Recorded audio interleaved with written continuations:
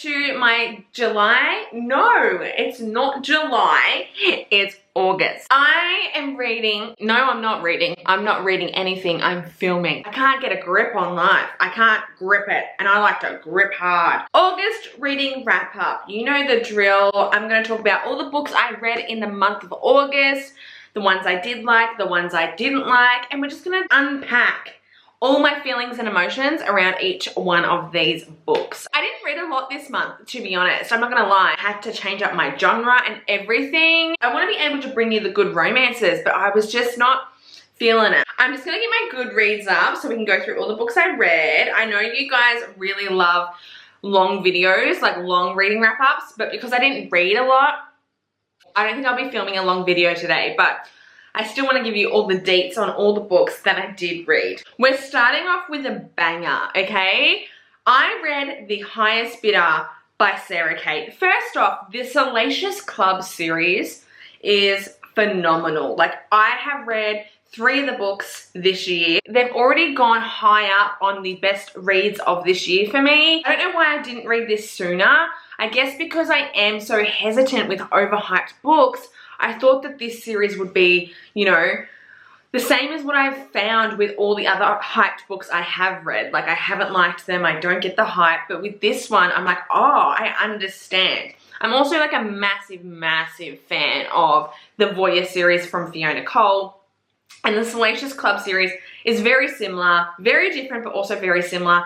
And I just love that element of having a series, a romance series based around a sex club. Like, I just love it so much. I love the vibes.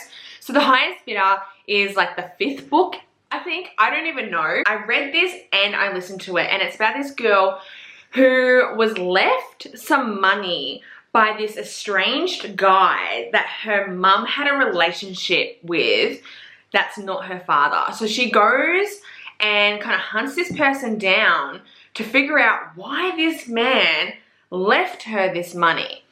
She gets this job at the sex club, the Silkas Sex Club, as a waitress, and stumbles across this man who is a member at the club, who is the person that left her the money. So she tries to get to know him, get close to him, but she isn't honest with him about who she is, and she's hiding her identity. And they end up starting a relationship and falling for each other. Massive age gap. Like, he's in his 50s, she's in her 20s, I think. It gave off Hush vibes, but just totally different. Like, the same kind of age gap. It was a 5-star read for me. I fucking love this series. I cannot stress it enough. I'm now collecting every book from this series for my bookshelf. Like, I haven't come across a series in so long that I've really loved and been obsessed with, and this has become a fresh new favorite for me when it comes to my favorite series of all time. So please read this one specifically. I haven't read them in order, okay? I've just been picking up the ones that I'm most interested in, and I did the same thing with the Voyeur series, and it didn't mess up my reading experience. So get on it if you haven't read these books, because they're so good. And The Highest Bidder was just sexy and fun, and there was drama, and I just, oh, my favorite romance, okay? When I want a romance, I want this. I want this. This is like the staple, the stock standard. This is the blueprint of what I want in my romance books. After I read The Highest Bidder, I did a reread of my favorite book of all time, which is Hush Hush by Lucia Franco, because The Highest Bidder reminded me so much of Hush Hush. I just needed to have a reread. This is my 6th time that I've read this book, okay? And I loved it. I loved it. I love it every time I read it. It's very nostalgic for me. It's pretty much like Pretty Woman the movie, but modern, set in New York City. And we've got Audrey, who is a college student, and James, who is a lawyer. He's in his 50s. She's in her 20s. She starts working as an elite escort and meets James. And it's just elite. Literally, elite escort, elite romance. Like, it's just top tier shit, bitch. I love it so much. And the reread was needed for me. It definitely was. Next up, we have Hitched. Now, I need to talk about this really weird thing that's going on with me in dark romance right now. I don't know if it's the dark romances I have been trying to read, or I am just not into dark romance anymore. I don't know. Like, I read Torment this year, and that's pretty fucking dark, and that's become one of my favorite duets I've ever read. And I've been trying to find that same feeling again with other dark romances, and they're just not doing it for me. I picked up Hitched because I saw it in my recommended thing on Kindle. It's a small book, and it's a hitchhiker romance, and I thought, okay, let's give this a go. The reviews were kind of up and down, like whatever, so I picked it up, and I just did not like this whatsoever. It was a hitchhiker romance, so this chick picks up this guy who's escaped from prison, and their chemistry and their relationship just gave me the ick. And I don't know if that's got anything to do with it being like insta-lovey, because it was very much insta-lovey. There's a lot of consensual, non-consensual in here, and usually that doesn't bother me in a lot of romances, like Torment. There's so much of that in Torment. But I guess it's like the same thing with age gaps. Like I said in my July reading wrap-up, if you're gonna do like a massive age gap or, you know, feature consensual, non-consensual or something, it has to be done right. And I just feel like this one wasn't done right. It was just not enjoyable for me. And that's all I can really say. A whole lot of smart and no plot. And, you know, sometimes I like that, sometimes I don't. But I guess I am getting to a point with my reading journey that I do enjoy more plot than smart. So a book like this doesn't really tickle my fancy as much as what it used to. I rated it 2 stars, and I don't think I've ever rated any book 2 stars before.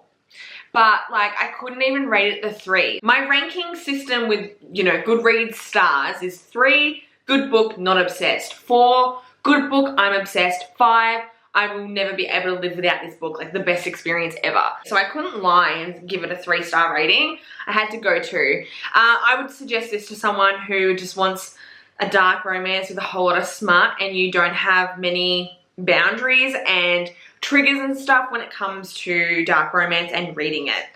I don't know. It just didn't hit for me like I wished it would, but that's okay. That's okay. Then I read The Three Sisters and Silkas Journey, but I'm not going to talk about these in this video because I actually filmed 3 days ago a review video for this entire series that I've read. It's not romance, historical fiction based on World War II and the Holocaust, and it was so good. That's all I'll say. You'll see the video in the next couple of days, but I love this series, and I picked this up because I was feeling slumpy after Hitched. I was just like, you're telling me I've just read The Highest Bidder and reread my favorite book of all time, and then I've gone to you, bitch, and it just slumped me instantly. Like, if I want to keep up my reading momentum, I've got to find the same vibe pretty fucking quickly or switch my genre. These books are just incredible, very heartbreaking, and I'll talk about them very soon. Okay, God of Malice.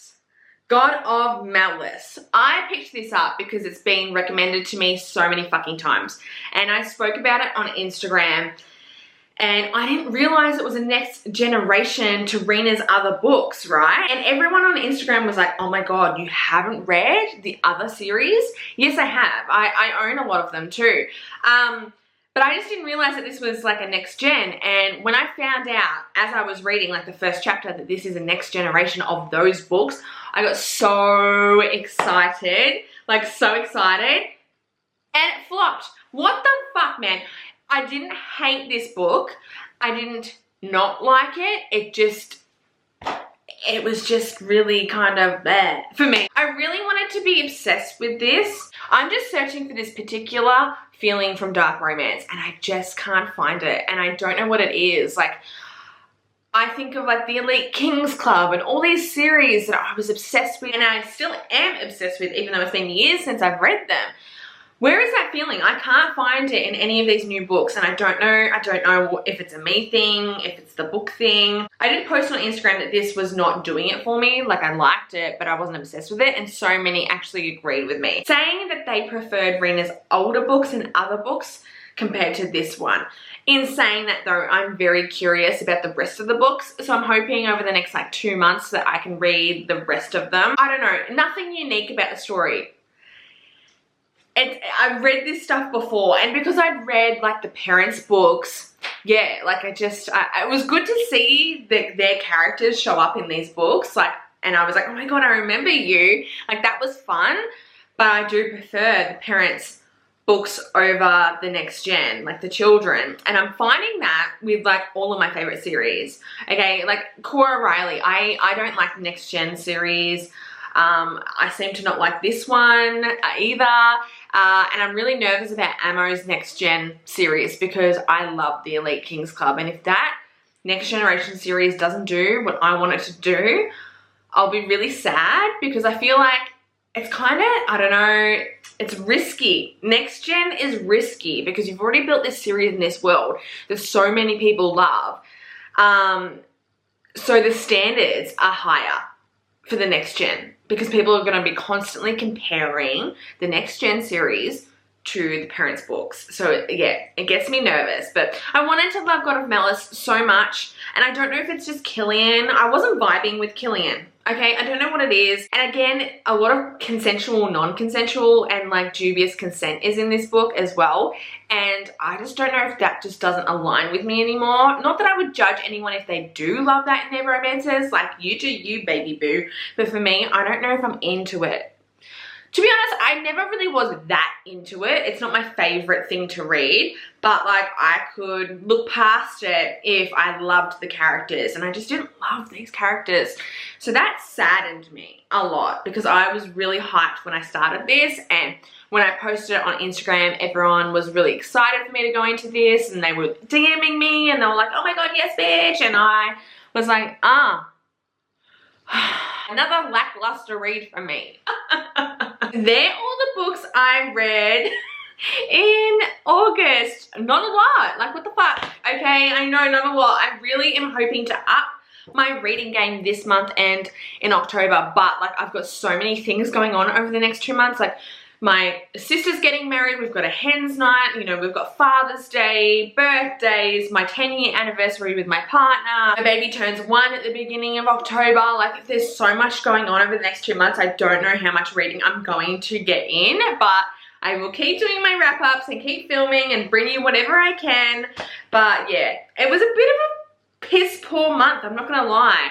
The only real highlight for me was the series that I'll talk about in a video in the next couple of days, and also The Highest Bidder. Out of all the books, read The Highest Bidder, bitch. Like, it was so good. I was like listening to it and then like reading it. So that is it for my August reading wrap up. Let me know in the comments below what you read in August. Also tell me what your thoughts are on these books if you've read them. I also want to know if you've read the Rena Kent like next gen series. Have you? God of Malice or any of the other ones? Have you read them? Which one is your favorite? If you say God of Malice, I'm sorry. I'm sorry. I hope you guys have a good day wherever you are. Thank you so much for watching. It means the world to me, and I'll see you in my next video. Bye.